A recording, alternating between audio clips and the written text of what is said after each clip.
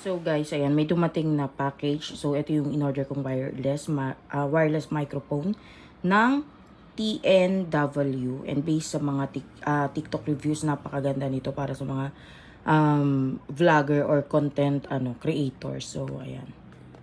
And ito, pwede na to kahit iPhone ka, chinemberg lock, ano mang meron ka. So ayan siya guys, pag nabuksan nyo siya ganyan, may nasa lalagyan siyang ganyan, and then pag inopen mo, yan ang itsura niya. Ayan, oh. And ayan. I think ito yung mic. Ito hindi ko alam kung ano to. Hindi ko pa kasi siya na ano talaga. And dito nakalagay yung mga cables doon. So kahit lumabas ka pwede kasi may lalagyan na siya. Ayan. And based sa features nito, kahit gaano ka kalayo, ay umagana ang mic B. Gumagana ang mic B. So, ayan, na-setup na namin. Pangilang setup na to, mga mi. Na-setup na namin tong mic na to. So, again, may isang receiver na nakakonect sa cellphone ko, and then dalawang wireless mic meron ako, and nandun yung isa. Syempre, isa lang gamit ko, isa lang ako. And naka-on na to, yung noise cancellation nito, kaya hindi nyo naririnig yung aircon sa background. Pwedeng gamitin to sa pagva-vlog, content creation, sa mga laptop, sa cellphone, kahit na anong cellphone pa meron ka. Kasi Bluetooth naman to eh. And marami siyang cord doon na kasama para dito sa ating receiver na i-connect mo sa cellphone mo. And up to 50 meters ang layo, madedetect ka pa rin yung boses mo ng malinaw, maayos. And eto guys, I don't know kung gumagana pero lagyan natin ng echo. So ayan, magkanta-kanta ka dito, B. Oh, di ba?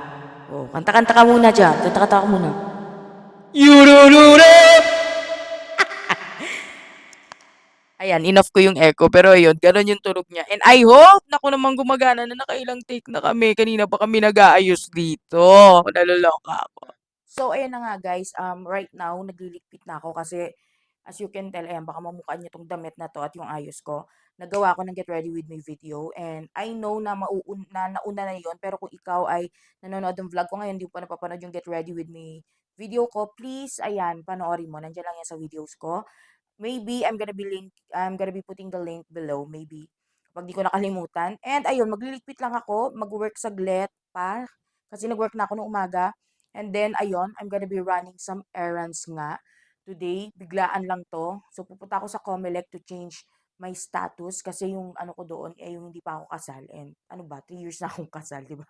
So, yun, guys. Sikasuyin namin yung asawa ko. And then, I'm gonna be updating you kung ano pa mga mangyayari mamaya. And huwag kayong magtaka kung magbabago ang audio quality natin later kasi I don't know kung dadaling ko ba tong mic set na binili ko or hindi na. So, ewan ko, tignan natin. And yeah, so this is my fit for today. Ayan, medyo, alam niyo naman tayo, medyo um, malusog, di ba?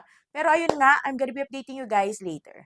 So, ayan na mga mi, aalis na kami. And dahil in-inspired ako ng asawa ko, in-inspired, sabi ko, sige dali mo. Medyo ano nga lang, kasi yung, ayan o, yan yung mic. Tinalikod ko na lang kasi may ilaw. Para hindi naman siya mahalay tignan, di ba? And ayan, ganito.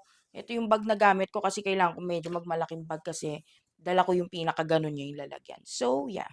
Yun guys, hindi ko na kinabit pala yung mic. Siguro pag ano na lang, pag nagkaroon na lang ako ng pagkakataon. Kasi may ano yun sa dulo ng phone, baka sumabit. So, alis na kami. Guys, waiting ako kay Papa J. Layo ko ha. Oo nga, waiting ako sa'yo. Ano ba? Waiting akong mag-drive sa'yo. Mag-drive ka pala.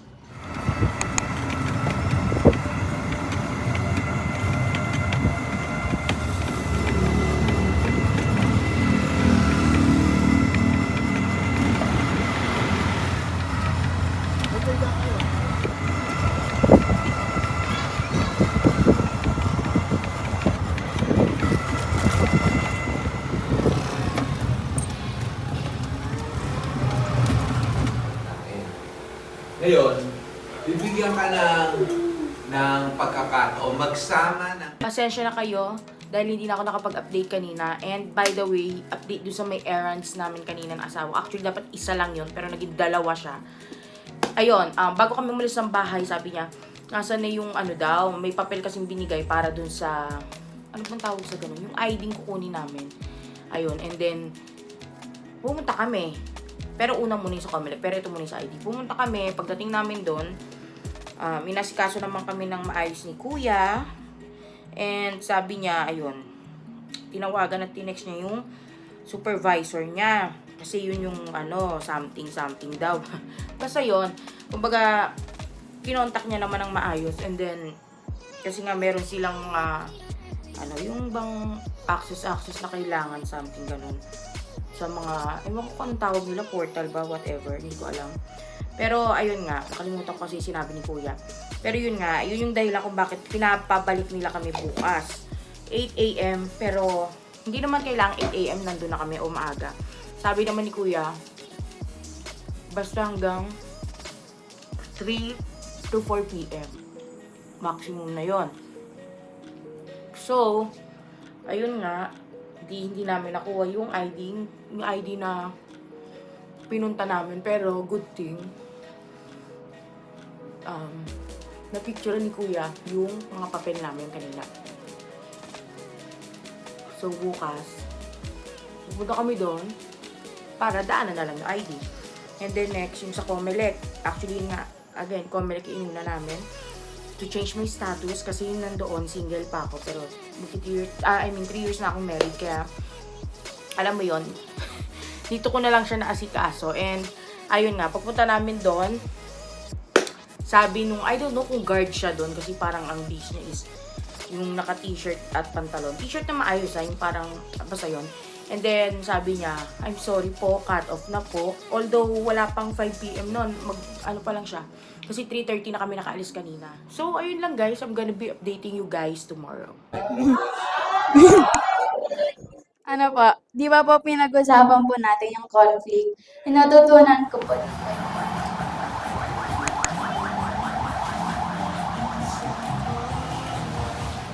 Hello, nandito kami ngayon sa Kapitbahay, kape na may bahay. So, yun mga me, right now, nandito kami sa may kapitbahay. And, ayun, biglaan lang to. And, katatapos lang kanina ng practice namin. And then, nagmerienda kami. But right now, merienda ulit. So, yeah.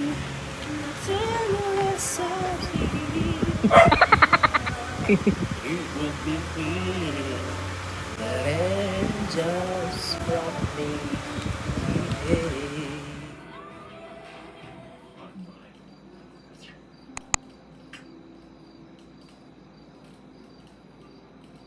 Paano siya nire-check ng mga tao sa paligid niya na kanyang ginawa? At sa oras ng kanyang pananalangin sa Garden of Gethsemane,